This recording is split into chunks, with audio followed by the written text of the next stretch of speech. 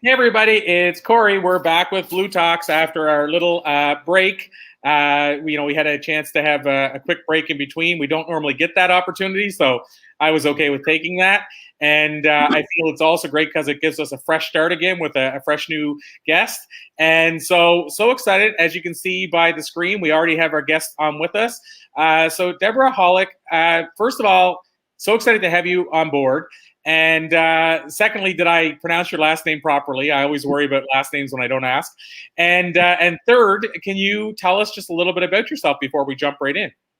Well, I'm very excited to be here with you and Kelly today.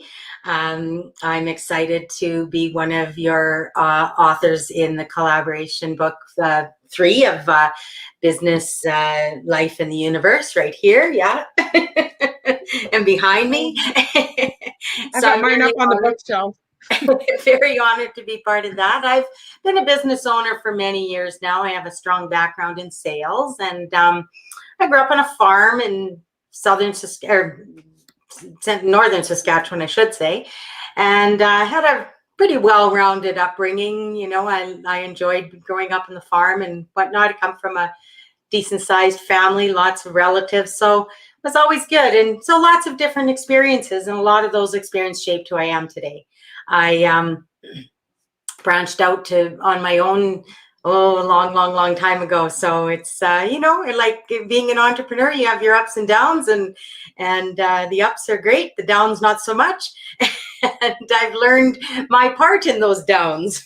And as my title says in the book, listen to the whispers or get the 2x4. I've had a few. I so love that. That's amazing. And yeah, I think one of the things you learn about entrepreneurship as you continue down this path is that anybody who says that they haven't had any difficulties or challenges or faced any obstacles or made mistakes in entrepreneurship, the only thing I can say is that they haven't been doing enough yet, because entrepreneurship does not. I have yet, and I mean, I speak from a point of view of having interviewed now 6,500 thought leaders. I've yet to discover one entrepreneur that's been going more than 5 years that hasn't had more than one challenge. So I love that you shared that, Debora. Not a problem. It's I think contrast is what helps us move forward. You know, we're always being called toward, and I believe that out of chaos creates consciousness. So the more conscious we become, the better it is. So agree. And so can you tell us then, if we dive in a bit further, can you tell us a little bit about the work you do with clients? Just a little bit of what that looks like? Yeah, I've had a marketing business for many years, and like a lot of people right now, that's changed a little with COVID and with everything going on. So I've coached for many years and been a speaker, and I kind of put that kind of on the back burner a little bit to do the marketing side. So now I'm kind of revisiting all of that, if you will, and reinventing, some of what I did then that fits now. And so I help business people who feel they're in an abyss of constant chaos, confusion, and cussing, sort of smash through their stuff, their barriers. And so then, they can sort and shift and succeed as they choose. That's what I love to do. Amazing. I love that. And I guess maybe if we start from there, because that's another area I feel is important to a lot of people. But when you say help them break through the barriers and breaking through the stuff that's, they're getting stuck in the mud, if you will, breaking them through that mud, are there some common things you see that this is what people over and over again run into this brick wall? Or like, are there some common obstacles that you could cite to us that you see happen over and over again? Well, I think the biggest one for most of us, and myself included here, pick me. I told you I get those 2x4s, is we get in our own way, I think. I've been in my own way, and when I move out of the way and let the universe orchestrate it and go with the flow and go with the path of least resistance, my life is pretty darn good. And so I've noticed that I'm not much different than most.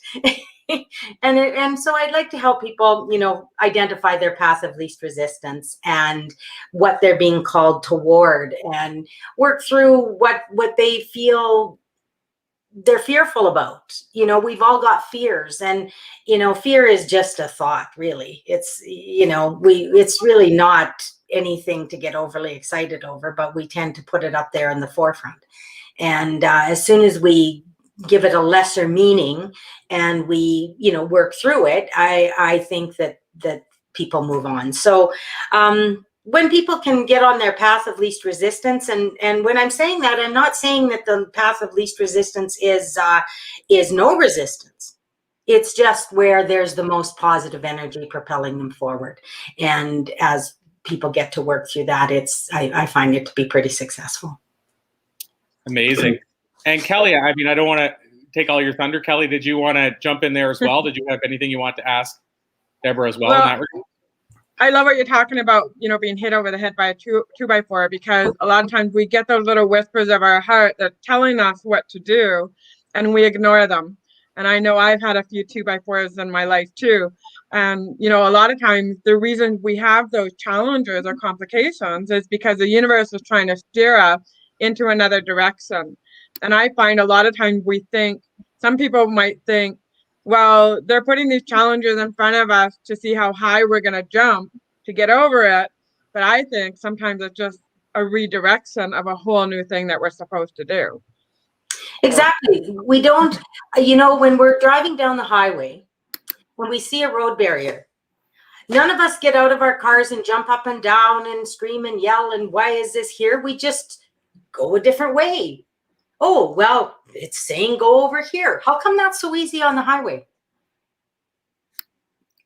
It's so true. Yeah, and I don't know the answer to that, because it's like, I find it's like the same thing when people talk about, and again, like you said earlier, I'm the same. I'm no better, but it's the same with when people have, for example, challenges with eating healthy, and yet we all, I think, inherently know what eating healthy is. You know, we all know what types of food we should be eating. We've heard it a million times, but it doesn't mean it's easy to do. And it doesn't mean we follow through on it, right? Like, it's the same idea. So you could say, well, how come we have to be hit over the head with a 2x4, knowing what we're supposed to do? But it seems like as people, we have to make the mistakes over and over again to learn what not to do the next time. I agree with that. And I think what we're focusing on, you know, and I'm going to speak to the eating healthy part, because I for sure like lots of things that aren't quite so healthy, but I really like the healthy stuff too. But, you know, one of the things I focus on the most in my life is not being overweight. And I did that from a very young age when I wasn't overweight and was, you know, constantly consumed with it. And guess what I got? And guess where I still am, because what am I still constantly consumed with? You know, and sometimes when you go, oh, to heck with it, just go with the flow, everything just goes a lot easier. And, you know, you step on the scale and all of a sudden you go, well, how can that be? And anyway. No, I love that. And I think it is so true. And I mean, it's also true what you said. I mean, I've been talking about this a lot lately, but the fact that, and I say talking about it, I just mean like having conversations with a lot of people about it, but the idea around what you think and what you put your focus on, how you're obviously going to get more of it if you keep thinking about it. Oh. You know, it's like how we say, you know, whatever the it is. So it could be, why can't I get out of debt? And as we all know now, if we believe in the law of attraction and all those things, what do we get? We get more debt. Every time we ask the question, why can't I get out of debt? We get more of it. Because as they say, the universe doesn't hear the why can't I? They just hears the big word there, which is debt. Oh, you want more debt? Okay, I'll send more your way. And so, you know, same idea, right? I feel like there is a work involved in us training ourselves not to think that way all the time, but you have to do the work. It's for like, sure. I remember this, that somebody told me once that went to AA a lot, and they said, essentially, faith works if you do the work. AA works if you do the work. But if you don't do the work, you could go out there and say, oh, that thing's all crap and it doesn't work for anybody. Right. The people I know that have invested spent their time in it and have immersed themselves in it, they have had positive results. So I think it's the same thing. I think if we constantly ask ourselves over and over again, why can't I get rid of this? Why can't I do that? We're probably going to get more of this or that. Oh, for sure. I think that anybody can prove that to themselves. And I think if we look back over our lives and where our headspace was and our emotions, I think emotions play a real big part in things.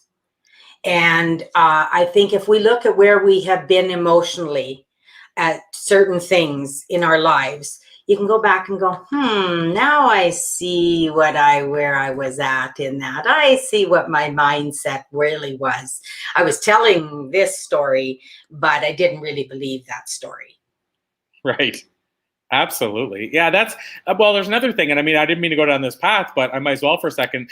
It's another thing. It's like the idea of, are we really believing it? So, for example, when you talk about manifestation and law of attraction and stuff like that, some people say, well, I couldn't manifest this because, or it didn't work because. But I was reading a book by a guy named Neville, and he has, I can't remember his last name, Neville Goddard is what his name is. And he's this thought leader from back in the day. So he's, from pre-Napoleon Hill. And one of the things that he said was that he talked about how there's one thing as to say, I believe this, like I am rich, I'm abundant, I'm successful. But inside, do you actually, have you actually felt it? Like, do you feel it in your bones? So do you believe it, or are you saying you believe it? Exactly. And I think there's a difference there. So when people say the law of attraction doesn't work, the question is, do they really believe when they're saying, I am already in possession of this? Do they really feel like or believe they are in possession of it? Or have they been told that you're supposed to talk that way to get it? But here you just said the key word. You said, do they really feel? And right. Therein lies the key for everything, is what we actually feel about something. I believe. That's my belief system. And so when we can find, maybe we do start off saying, I'm rich, I'm abundant, I'm slim, I'm healthy, I'm this, I'm that. And maybe it doesn't feel so much. But as we start looking for reasons to feel that way, as we see the richness about us, as we notice what's healthy about us, okay, my toe hurts today, but gee, my hands are really feeling great. My back doesn't hurt. So who cares about a little sore toe? You can start to feel differently, right? And once you start feeling those feelings, then you get more of that. You get more, and people call it alignment. Some people don't agree with it, but I say everybody just prove it for yourself. You don't need some guru to come along and tell you that. It's just life to me. Yeah, and I like what you just said too, because I think it also comes back to it's what you believe. In other words, you don't need to believe it for somebody else. You don't need to try it for somebody else. If it works for you, great. If you think it's all a bunch of crap, great. Then you'll get that's what you'll get if you try it. So yeah, I totally agree with you. It's give it a try yourself, and if it serves you, great. And if it doesn't, great.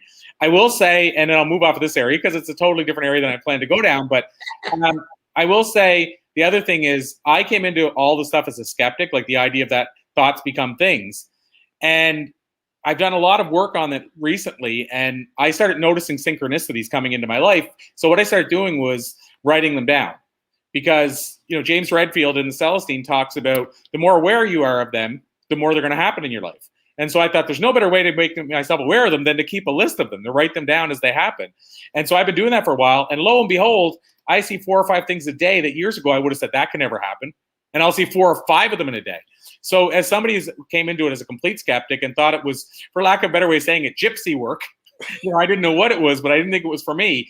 And here I am, more sold than I've ever been, because I'm witnessing them happening daily. So to your point, Deborah, I think like anything with that, you have to lean in, see if it speaks to you. If it doesn't, lean back out. If it does, stay leaned in. Exactly. And one more thing to that, celebrate those things. Celebrate them. Yeah, I agree with you. I should start doing that. The more you celebrate those, some people call them wins, some people call them accomplishments, some people just call them luck. I don't care what you call it, but have fun with it. Have fun. I did that. Absolutely. Yeah, and I feel like it's also the idea that the universe, understanding that the universe is working for you. It's not trying to set you up or what have you. And so, yeah, so for me, like I said, this stuff has all become far, I wouldn't say too real. It's become real in my life. And so I wanted to, Kelly, I want to give you a chance to jump in here before we switch gears. Anything you want to share around this idea of we're talking about thoughts become things and I'm a total big, huge believer in all of that stuff. And in fact, one of the things that comes to mind is one time I said to myself, I would love to manifest a speaking gig in Winnipeg on Valentine's Day. And because I wanted to see a friend of mine. And sure enough, within a week or two, a school had contacted me and said, hey, do you want to come and speak at our school on Valentine's Day? We're doing a special thing, celebrate love with friends and all that. And I just shook my head because I was like, oh my God, this really does work, right? And it's just amazing how precise you can get and things will happen for you. Even when I wanted to meet Wayne Dyer, and I said to myself, I'd really love to meet Wayne Dyer and Doreen Virtue. And sure enough, on Facebook, up popped up this conference that Hay House was doing. Wayne Dyer, Doreen Virtue were the speakers. And then I said to myself, okay, show me the money, because at that time I didn't have the money to go. And sure enough, a week later, I got a check in the mail for $1,500. Plus, the credit card company upped my limit $1,000. And it was like, there you go, there's the money. And so I went, and sure enough, I was able to give Wayne Wayne and Doreen, one of my blankets that say, you are loved, you are needed, you are wanted. They got the first 5 prototypes. And get this, Wayne Dyer passed away 3 months later. Wow. So if I wouldn't have gone, I would have been kicking myself in the butt for not going. But it was just all these little synchronicities that lined up. And, I was able to go and talk to him and get a picture with him and everything. So I was just so grateful for all the synchronicities that lined up to make that happen for me. And, Kelly, none of that surprises me at all. And it's kind of interesting you say that, because the conference you went to, I don't know this for sure, but I'm willing to bet it was the conference right before the one we went to, because Shelley and I bought tickets to go to the Hay House conference that Wayne was involved in, and it was the one when he passed away about a week before. So we went to the one we went to. Now, I had seen Wayne live before that, but the one we went to, he had passed away just a week before. So if you say it was 3 months, the one you went to, he passed away 3 months after. Yep. We had to be at the opposite conferences. Like ours was in Orlando, Florida. But yeah, it's just amazing. And to talk about synchronicity, at that conference we went to, that's where I met Elise. And so Elise is the person that co-hosts my other Blue Talks event with me. We met there. That was almost 6 years ago. I reached out on Facebook. We kept in contact, and here we are co-hosting a show together now. So that's so incredible. It is. I love it. The synchronicities that come from stuff is just amazing. So Debora, we talked. I wanted to switch away from this. I wanted to go down that path for a few minutes and then switch away. I wanted to ask you as well about COVID, because you talked about COVID and it changed things. So can you talk about what life looks like now? Like, in other words, COVID had you pivot and make different moves and changes. Has it been for the better? As COVID, have you embraced it? Like what it put you through and all that kind of stuff? I always like to hear everybody's been dealing with COVID. Well, I haven't had COVID. No. I mean, but it affected my clients. The day, that they basically shut things down the first time, my income, my business was done. And not that, just because my clients were affected so badly. And so if the clients don't have the work, they can't pay you to do anything. And it affected everything we did.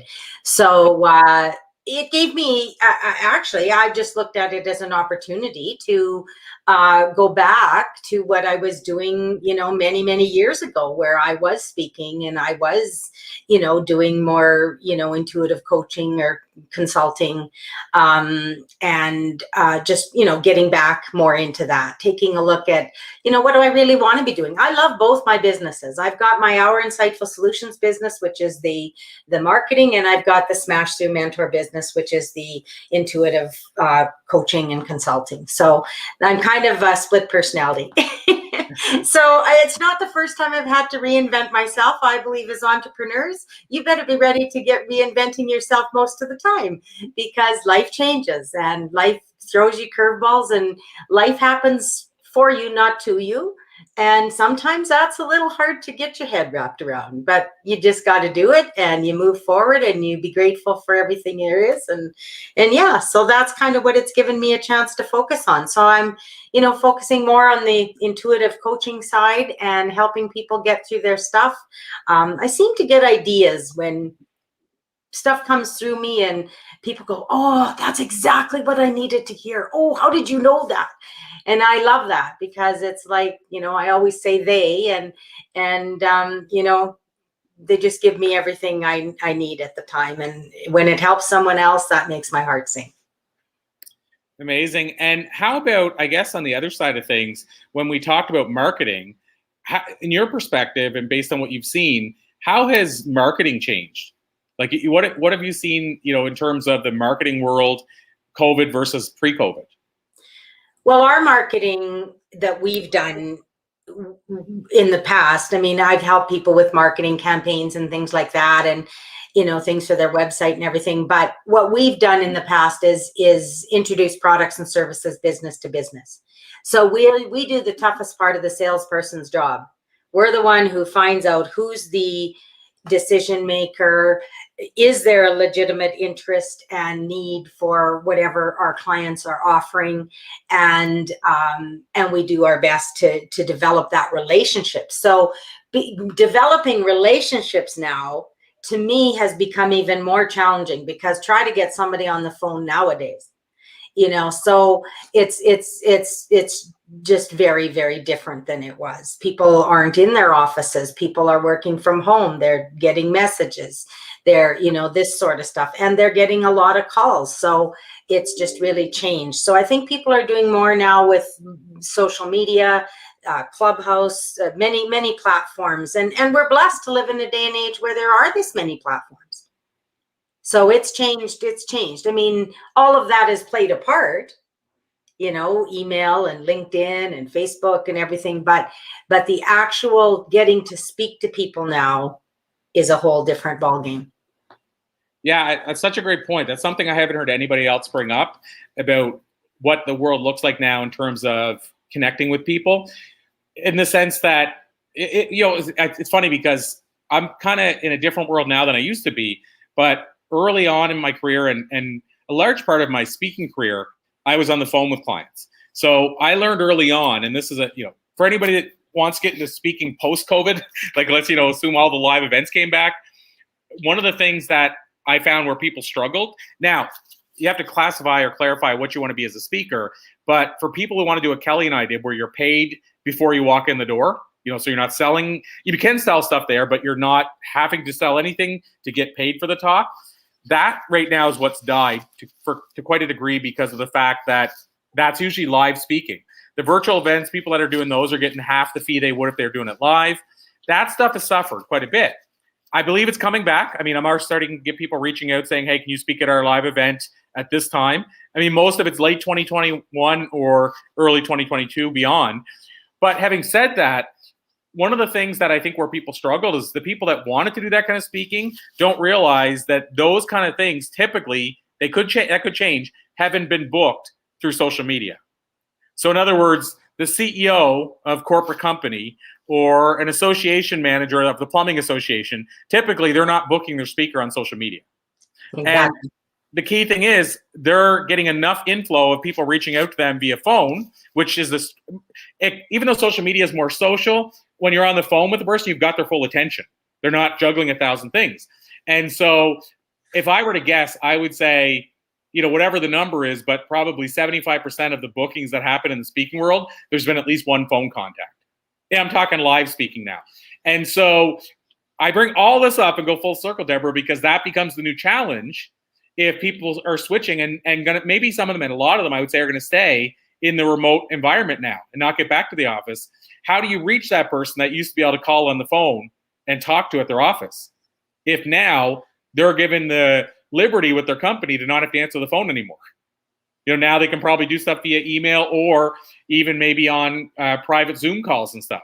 And so this is the point. I think we need to now transform the way we think about that, because phone calls did work really effectively for live speakers. In fact, I would say the reason a lot of people struggle to get bookings is because they weren't willing to do that. Email would be the second closest. Social media would be the third. So, and this is as somebody that, as a speaker, did 20 years of paid speaking and speaking often.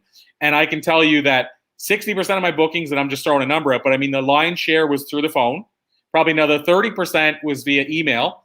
And the 10% that was social media would be the people that had already been following me for a while. And I called them before, and then they connected on social media. They watched me for 3 years. Then they have a booking and they have the trust with me. So they reach out a messenger, but it didn't start there.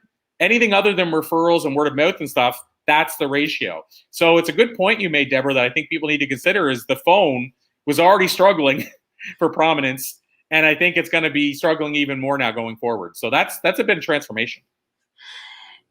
Some people are saying that it's going to go back to the phone. And you know what else? I don't know if a lot of people have experienced this yet, but people are tending to go back to the mail.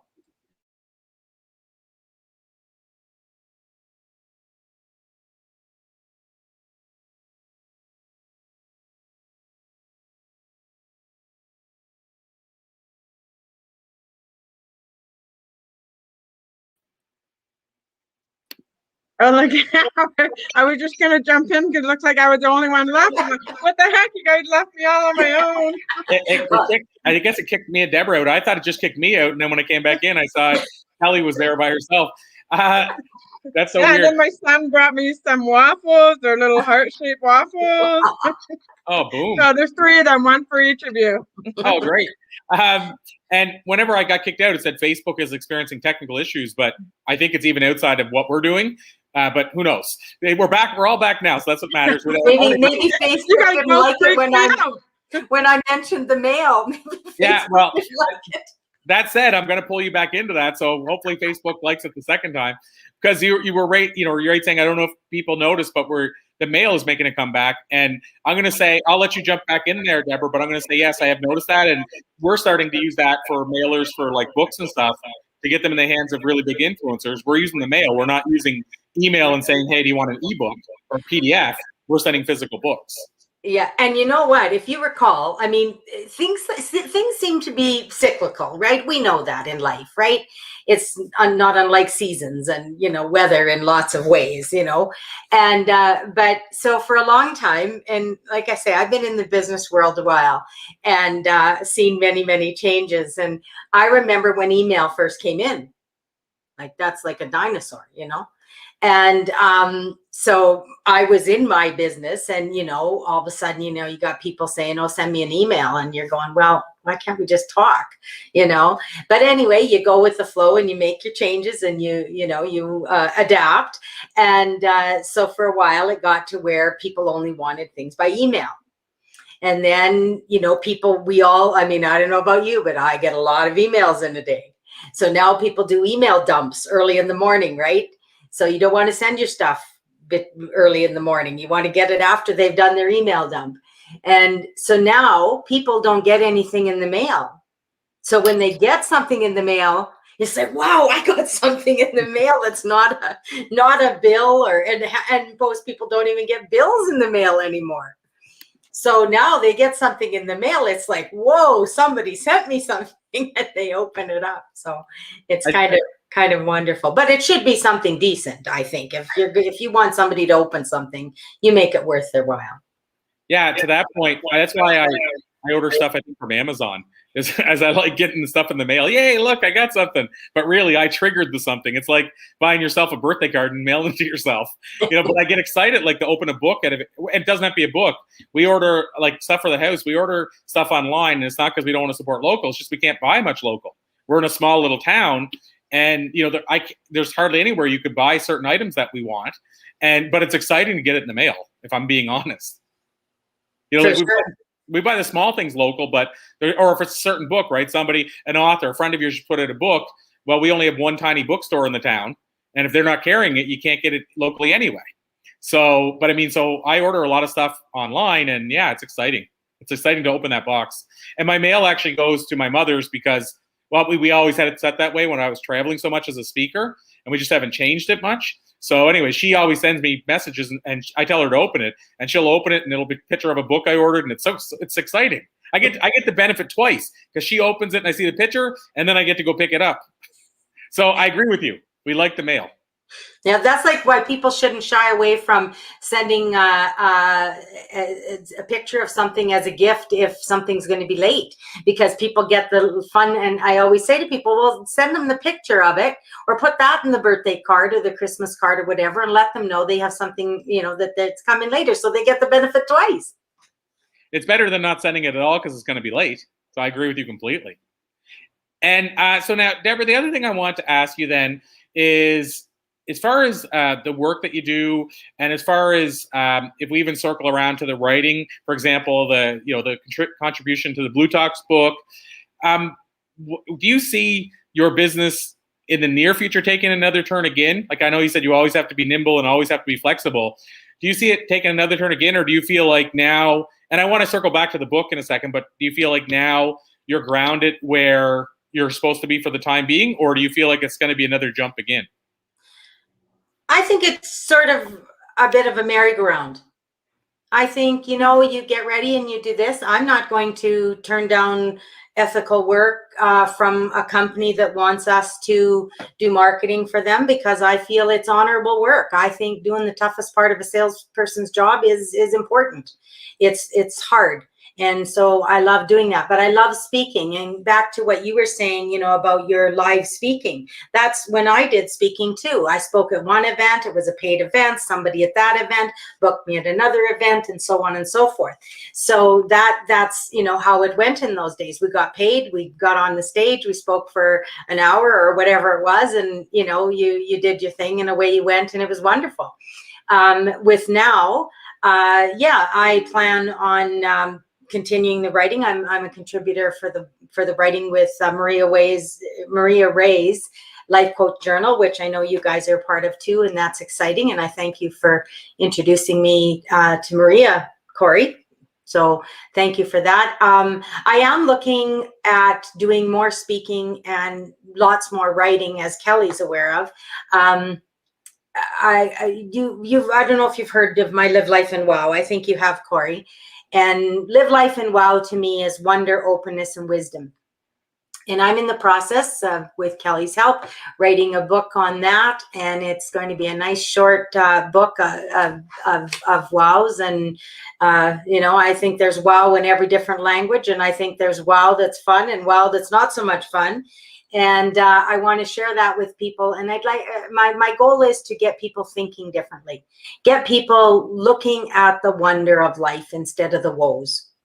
That's where I want to be. And through the speaking events, I think they'll be more fun, I think, and more interactive if they're in-person events. However, I think there's a place for them online too, and I want to benefit veterans. I believe veterans in North America are not treated as well as maybe they could be or should be. And I'm a real fan of the fact that our freedoms and our choices come from people who were willing to step up and pay the ultimate sacrifice for our lives and for our freedoms. So I don't take that lightly, and I'd like to find a way to give back, and that's what I want to do. So I also have a collaborative book that I've introduced, and thanks to Kelly in her last event, where she allowed me to share that with people. So with her permission, I did, and I've got several people who are interested in collaborating in that. So I'm excited about that, and I'm excited about doing those events. So it's lots of unfolding and exciting things. Oh, that's amazing. I love hearing that. And I guess on the writing side, as we start to wind down, because I know that's Kelly's, one of her favorite areas. So on the writing side, then what I'd love to ask you about, Debora, is do you have a process? Like, for example, when you wrote the chapter in our book, do you have a process that you go through when you're writing, in the sense that, do you like map it out beforehand? Do you sit with it and sort of meditate on it? Do you just jump in and start typing and it just comes together as you do it? And you could even talk about the book you're working on with Kelly and writing with Maria. Like, what's your writing process? And I ask that because some people have no process. Some people have a really detailed process. So I just love to hear how you come together with what you're writing. I'm going to say yes to all of the above. Okay. That's great. My biggest process goes something like, okay, you guys, I have to have this article done. So can somebody please give me the ideas and what you want me to write about? And that's kind of how it goes. And then next thing you know, either pen is in hand or I'm, at the computer. I have one of my programs that I'm about to launch here fairly soon called Stepping Forward into Conscious Expansion. And it was basically a divine download. It just basically was. The same with Live Life and Wow. It was a divine download. I was told, this is what you're supposed to be doing. And this is what we want you to do. And they give me little bits. And when I say they, I'm talking the universe, angels, you call it whatever you want. I say they, you guys, I'm often, okay, you guys, let's go to work now. Come on now, we need some help. And you got to ask. You got to ask or it doesn't come. Because they can only help you with permission, right? So, but yeah, I'm just going to say yes to all of the above. Sometimes I go through a bit of a process. Okay, I'm doing this, and this. Sometimes I just sit down and it comes. Sometimes it's little bits here. Oh, I remember I wrote that down 15 years ago. Oh, where's that book? I know I have it, and stuff like that. So that's, I think a process the way Kelly does it is really awesome. And there's, many other processes out there, but I'm just going to say yes. I love it. Well, and, it's Kelly, before we move on to kind of, I'm going to call it winding down. But before we do that, Kelly, I'd love to hear really quickly about your process. I just say this because I've never asked you this in all the time we've done this event. And I'll super quickly, even just before that, I'll share mine because I can share it in like a minute. But basically, because this is something I get asked all the time. And so it intrigues me how everybody writes differently. So for me, personally, I don't have an outline. And I'm talking even a full book. So I don't sit there and go, okay, the book's going to start here. These are the 12 chapters. And I, by the way, I wish I could, because I think that's an easier way to write perhaps, and more, more strategic and more aligned. But for me, I actually, whether it's fiction or nonfiction, I start typing, and whatever I'm writing about, whoever I'm writing about, comes to life as I'm writing it. So if I wrote a parable book, like a tale, if you will, or an adventure book, I'm looking at it over here right on my shelf. And that book, the characters, once I decided who they were, they came to life throughout the whole book. And I never stopped once to say, why would they do this? Why is this guy smoking a cigarette? Nothing. It's like almost like I channeled the book. That's how I've written both fiction and nonfiction my whole life. I've never actually put an outline on a wall or nothing, even though, again, I think that would be a lot more structured. But Kelly, I'd love to hear your thoughts because I've never asked you that. Well, I'm kind of like Debora, where I have to be inspired to write. So I'm not one of these people that, a lot of book coaches will say, you got to write 30 minutes every day. And if you do that for a month, you'll have a book. I have to be inspired. So what I do is I visualize who is that person that I want to help. And then I write out what are 10 things I want to tell them. And then I start my chapters from there. And that is something that I teach in my 3-day event that I did back in April. And we're going to do another one in June. And that's exactly how I'll do it again, is what are those 10 things? And then it just goes from there. I like that because it's like you're writing, who am I writing this for? So almost like, who's my ideal, what do they call avatar in the marketing and social world? Who's my avatar or my ideal client or that should be reading this? And then what are the 10 things they need to know? It's like if you guys have ever heard of like the facts, but then there's the SAQs, should ask questions. So facts are frequently asked questions, but people say you all should say, but what are the questions people should ask you but never do? And a lot of people say that's where the money's really at, because everybody asks you, like, if you're going to write a book, should you publish or self-publish? But maybe people should be asking, what should my goal be on writing a book? I'm just throwing this out of nowhere. But if your goal is I want distribution, then your answer is going to be different than my goal is I want to make more money per book. Because if you want more money per book, that's self-publishing. If you need wide distribution across the world, you're going to have a hard time doing that as a self-published author. So what I'm saying is the should ask question should be, how do I set my goals? Or what are normal goals for writing? So anyway, Kelly, I know I'm going in a different direction, but I don't think a lot of people realize that it's great to say, what should people be asking me? And so maybe those 10 things are, what should that person be asking me, or should they know? I love that because, again, I don't take an approach like that, and I wish I did. Someday I will. Well, and how it came about is because a few years ago, I had to do a speech to at a burn survivor conference. And so I was one of the keynote speakers. And so I got thinking, okay, so some of these people are brand new as far as they had just got burnt. What are 10 things I'd want to tell them? Right? Because my normal speech that I would do was not going to fit with them. So I wanted to do something that was going to be really high level, beneficial, specifically just for burn survivors. And so while I was on the airplane, here I was figuring out, okay, what are my 10 things that I would want to tell someone who just got burnt? And it just kind of went from there. And I developed my whole speech that way. And then I was thinking, hold it, this is also a book, right? So, when people say to me, I don't know how to write, or I don't know what to write, I just tell them, well, imagine that person sitting in front of you that you want to help. What are 10 things you want to tell them? And maybe it's 15 things, maybe it's 20 things. It really doesn't matter. It just start with 10 and then go from there. Yeah, I really like that. Brene Brown, when she was asked about how she delivered her TEDx talk and why she thought it was so effective, what she said she did was she actually spoke to the audience. So she wrote down her talk and planned her talk as if she was going to tell it to her sister, and as if her sister needed to know this information, like her life depended on it. And then she spoke to the whole audience as if it was her sister. And I think that's similar, right? Like figuring out what if I was sitting across from my brother and he needed to know 10 things, what are they? So I love that type of structure. And I wish I had more of that. And I will say, when I said that I don't do an outline, what I do is I visualize. So I know the end and the beginning of the book. Like right now I'm working on a book, and I'll reveal more of it soon, but I'm planning to write the book in July.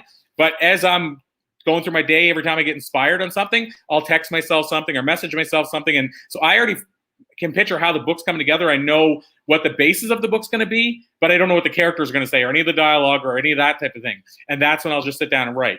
And this is the most I've fleshed out. Normally I just jump down, sit on the computer and type. But when you said about doing 30 minutes a day, I can't do that. I can't go, I'm going to go all year and type 30 minutes a day. For me, once I decide I'm writing, then I'm just obsessed. Like I want to keep writing until it's done. And I say that, I mean, I wouldn't go like round the clock, but I mean, I might go 4 hours a day and finish it in a month. And that's just the way I write. So I'm totally that way. And in fact, about when I did my, which book was it? Oh, I think it was Self-Esteem Doesn't Come in a Bottle. And one of my friends said to me, well, hey, you want to come, like, can we get together? And I was at the lake. And I said, you're more than welcome to come visit me, but I'm in writing mode. So that means that while my kids are playing at the lake, I am sitting on the beach and I'm writing. So you're welcome to come and write with me if you like. But I'm not going to be doing a whole lot of talking. And she's like, no problem, because she's a journaler. So she just loved it because her and I both sat on the beach. We were both writing and, enjoying each other's company. But I'm just like you, Corey. When I'm in writing mode, I'm obsessed and you can't stop me. Love it. Well, Deborah, I want to come back to you, but I'll just finish by saying that Rocky, that movie, was written in 3 days. I don't know if people know that. Sylvester Stallone I forget which, he saw a fight. Muhammad Ali fight, I think, but he saw a fight. He got inspired and he sat down and wrote it in 3 days. Now, obviously, like all things, it was edited after and all that, but he wrote the core thing in 3 days. And that movie was the first movie he had, I think, might even be the only one. I don't know if he's had a movie since that was nominated for Academy Award, but that was the first thing he ever wrote. He ended up selling it, I think, for $500,000, and it was nominated for Academy Award. So, I mean, that was written in 3 days. So, I believe that most writing takes longer than that, but if you're obsessed, you can't tell me that the core message can't be put down in a short amount of time. So, Deborah, come back to you. Anything you want to add there before I just ask you the last couple of quick questions? No, I was just going to say some of the greatest songs ever written. If you've heard, writers and songwriters have said some of them are like in 10 minutes because it just comes. And when I know a lot of people don't like the word channeled, but that's to me what it is. And I think Kelly's program, the way she does the 10 steps is absolutely fabulous for someone who doesn't feel they channel. I believe everybody channels, and that's a whole nother program. But I think that for people who are struggling a bit, I love Kelly's, 10 steps. But for people like you and I and many others, I believe in writing when you're inspired. I believe in writing when you're thinking. If you get a thought, I send myself emails in the middle of the night. If I get up and I've got a thought, off goes an email, or I run and write it down or something. So it's like you just do it when it comes. Yeah, and to your point about the writing, I write music, and some of my songs that, at least myself, I would consider my best, and I'm not going to compare them to songs, that hit number one and stuff like that. But I mean, the songs, some of them have been on the radio. One of my music videos had almost 10,000 people watch it. And the last CD was nominated for Rock Recording of the Year. So it's not like, I'm not saying it's high level, but at least it's, I'm putting out decent music. And I would say my strongest songs were written, if it's a 5-minute song, they've been written in 5.5. Like literally, I couldn't even stop because the words are coming out and I don't even know where they're coming from. Now I've had other ones where I labored over them, and some of them stuck and some of them I threw them in the garbage because they just felt like such a labor. But I will say the same thing as Kelly said, though. It goes both ways. That song Believe by Cher, the story I heard, and I don't remember the exact number, but that song had like 30 writers and took 10 years to write. That one pop song. And then again, you could name some of the like, what is it called? What's that song by Lynyrd Skynyrd? Why am I losing my Sweet Home Alabama. I read that was written like in real time. Just wrote it start to finish. Every Rose Has a Thorn by Poison. Bret Michaels said he got up out of bed one night and a breakup of a relationship, sat down and wrote the song in exactly as much time as the song lasted. And that song's been heard over 1 million times in the radio. So, yes, I believe a lot of people do channel their writing. So, Debora, the two last questions I want to ask you, of course, I'm going to want to ask you how we can learn more and connect with you further. But the second last question, and for me, it's the exciting question to ask because I've asked this question over 5,000 times. I call it my time machine question. And basically, it goes like this. If you could get into a time machine, go back and visit a younger version of yourself and give her one piece of life advice based on what you've learned in the years since, what do you think you might tell younger Debora? I would tell her not to allow past events and experiences to control the future. To accept it for what it was and not stay stuck there and being in your own way. Because that's kind of my story, and that's, like I say, a whole other ballgame. So I just stayed stuck for a long time. And so here's the follow-up question. Just out of curiosity, do you think she would listen, knowing that younger Debora? I think she would. I think she would have had more confidence and belief in herself, and she would have let go of the fear that people didn't want to hear what she had to say. Love it. And Kelly, do you have a closing question for Debora before I ask her how we can learn more and all that kind of good stuff? No, I just want to see how we can learn more about Debora, how people can connect with her, because everybody wants to know. So Debora, before you jump to that, then I'll ask you one last mini final question. Do you have any last things you'd like to share? Like on my our other virtual event, Elise calls it, what does she call it? Mind seed. So like a nugget of wisdom or what have you that maybe we didn't uncover today. Is there anything else you would share with people, or life advice, or anything else you would like to leave people with that they can take into their life and use to their benefit? Stop beating yourself up. Let's just all stop beating ourselves up. We wouldn't do it to our best friend. We wouldn't do it to anybody we love. Why do we do it to ourselves? Let's just be nice to ourselves a little more and kind. One of the biggest things we say, be kind, especially right now. Well, let's be kind to ourselves. I really dig that. We got to move it in our new place, but in our last place, when I walked in the door, there was a frame, and Shelly put it together with like how you turn a picture into like a chalkboard or whatever. I don't know a whole lot about how you do that, but I know she did it. And so basically she took a frame, picture inside, and now it's a chalkboard. And she wrote on the chalkboard a bunch of things, but one of them was, what would somebody who loves themselves do? And that's the thing I saw when I came in every day. And I decided to use that with decisions I made. Like, if I loved myself, would I do this? If I loved myself, would I do this? And it's amazing how powerful that can be. I'm not going to judge what anybody else does, but it's like smoking, right? Like if you're not a smoker now, whether you are or not, I guess, but I have friends that are smokers. I'm not judging it. But if you actually got deep down into that, if you love yourself, would you smoke? Most people would probably say no. And I should clarify. I'm not saying they don't love themselves. I'm saying, like, if you ask, like, if you're let's say your cousin said, "Should I smoke?" and you weren't a smoker, what would you say? You know, so if that's what you say to them, think about what you're saying to yourself. Yeah, exactly. So I think about decisions all the time. How would I answer that? And so it's easier probably to say to somebody else, because we either want to believe we love ourselves or we want to do work there. But even if you ask, what would I do, and what would I do to help somebody else? What would I tell somebody else if they asked me this question? And if you made your decision based on how you answer that, I think that's probably 90% of what it takes, you know, to make things happen for you. So I just love that you said about that. Don't beat yourself up. Let's be kinder on ourselves, gentler on ourselves, because I do believe that if you love yourself, how would you treat somebody else? And so if you would treat somebody else like that, treat yourself like that too. So yeah, I just wanted to add that. So Debora, the last question we said we were going to ask is about how we can learn more. So a double part to that is, where would you send people if they want to learn more? And then what type of people, like what type of clients do you typically work with, so somebody knows if they're right now listening to this, they're an ideal client for you?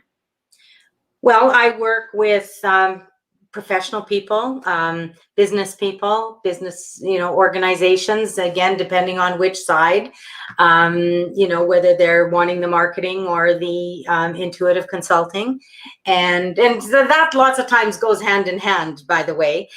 So my marketing clients kind of get the business benefit of both, but they can reach me at either of my websites. I've got insightfulsolutions.com or smashthroughmentor.com. And I'm also on Facebook.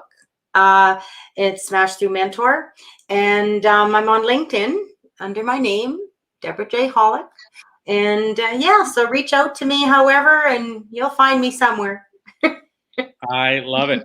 So Kelly, like I said, I want to give you one more chance. Any other questions you asked ever, Debora, or anything else you want to add?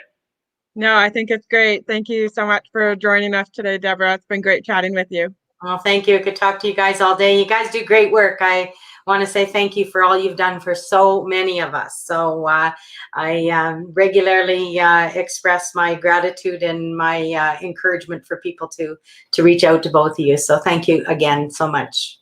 Oh, wow. You just made my day. Thank you so much, Debora. I so appreciate you. And where I do have something at the top of the hour, I'm just going to say our goodbyes right in real time rather than me, doing a wrap up afterwards. So thank you so much, Debora, for joining us. Thank you, Kelly, as always, for being an amazing co-host. Everybody else, we're going to be here all week, basically the same time every day, which is 11 Eastern. And then we just go from there. Usually we have 4 guests.